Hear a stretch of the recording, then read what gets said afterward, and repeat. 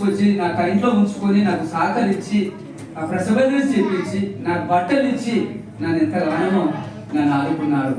నాకు ఇప్పుడు అమ్మ నాన్నలు వాళ్ళే అని చెప్పి ఆమె సాక్ష్యం ఇస్తుంది. దేవుని స్తోత్రం. హల్లెలూయా.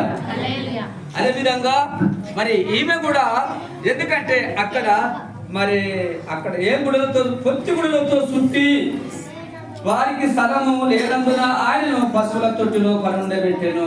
హల్లెలూయా.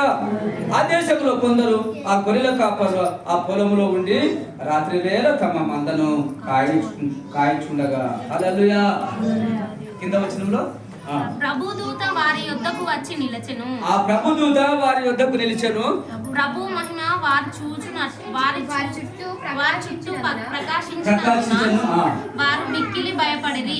హల్లెలూయా. ఎందుకంటే ఆకాశం నుంచి ప్రభుదూత దిగి వచ్చి ఉండొచ్చు. అక్కడ